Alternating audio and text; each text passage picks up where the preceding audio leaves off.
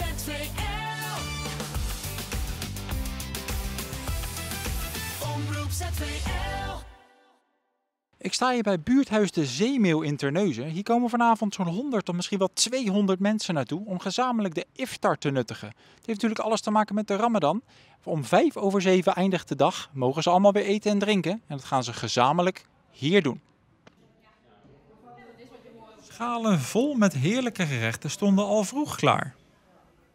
We hebben couscous-salade, we hebben hummus, muhammara en nog soep, brood, Wat voor soep? groentesoep, linzensoep of zoiets. Ja. En sommige mensen die gaan ook iets meenemen, dus wij weten dat nog niet. Toch was het voor de aanwezige vrijwilligers nog even volhouden. Terwijl ze al uren bezig waren met het voorbereiden van het avondmaal. We zijn rond 3 uur begonnen om te koken, dus.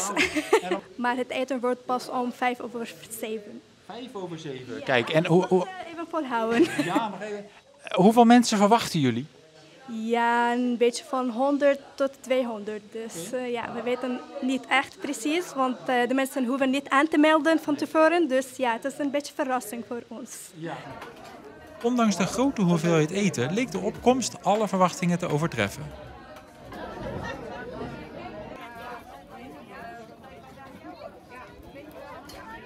Welkom heten hier vanavond. We hadden niet verwacht op zoveel mensen. Het is echt veel drukker dan verwacht. Na een moment van gebed was het dan toch eindelijk tijd om te eten.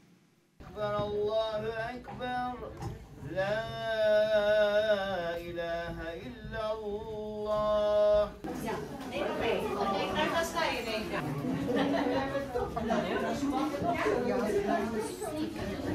Ja hoor.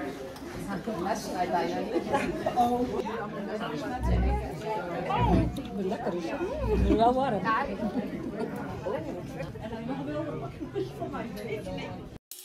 ZVL.